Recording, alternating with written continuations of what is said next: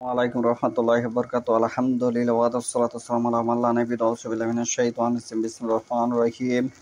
আন আনাস ইবনে মালিক আন্না রাসূলুল্লাহি সাল্লাল্লাহু আলাইহি ওয়াসাল্লাম সাকাতা আন ফারাসিহি ফাসুহিশাত সাকুহু আও কিতাফুহু wa ala min nisaihi shaharan fasalasa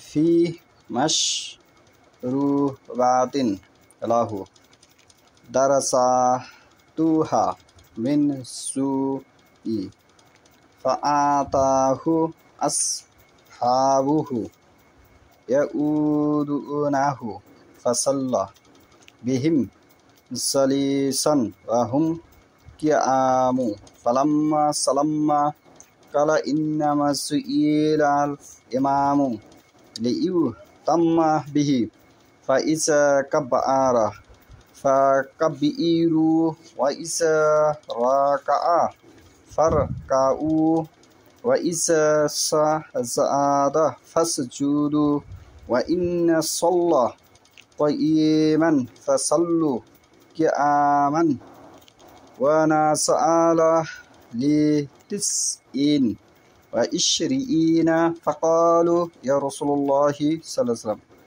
innaka alaita shaharan faqala inna shahara tis'un wa ishrun।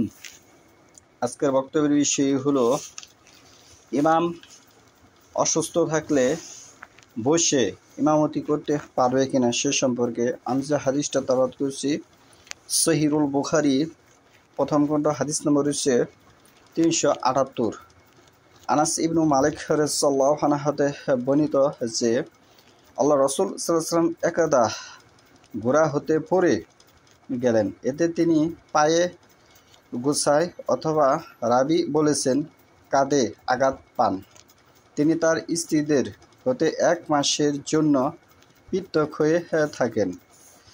তখন তিনি ঘরের উপরের কক্ষে অবস্থান করেন, যার সিঁড়ি ছিল খেজুর গাছের কাঠের তৈরি। সাহাবীগণ তাকে দেখতে এলেন। তিনি তাদের নিয়ে বসে সালাত আদায় করলেন, আর তারা ছিলেন দাঁড়ানো। আল্লাহ রাসূল সাল্লাল্লাহু আলাইহি ওয়াসাল্লাম ছিলেন বসা অবস্থায় ইমামতি করেছেন, কিন্তু সাহাবীরা দাঁড়ানো অবস্থায় ছিল।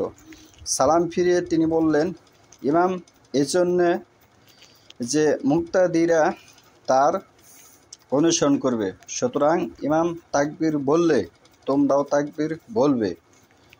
বাংলাদেশ সহ 1995 জন দেখা যায় যে ইমাম তাকবীর বলে, কিন্তু সে তাকবীর বলে না, খালি হাত বাদে।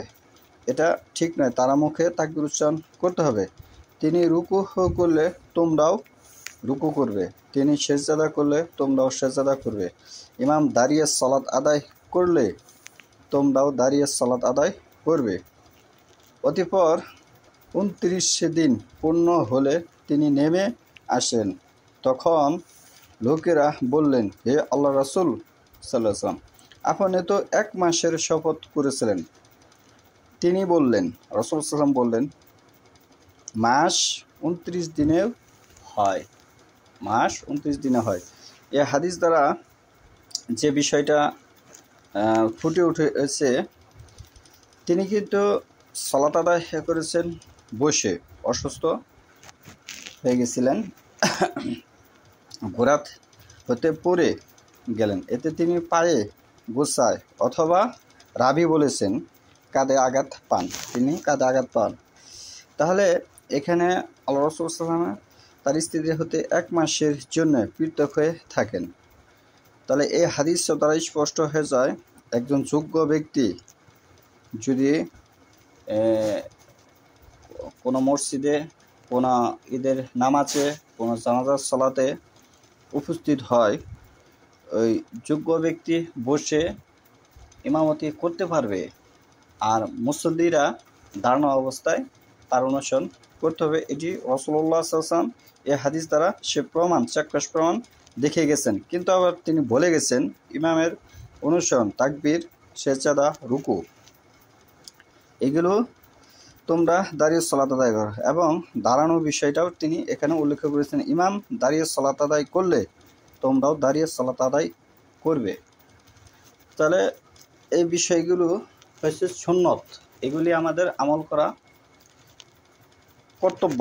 এর বাহিরে কোনো কিছু করা, নিজের যুক্তিকে প্রাধান্য দেওয়া, সেটা বেদাত হিসেবে গণ্য হচ্ছে। সহিহ বুখারীর 3181 নম্বর হাদিস।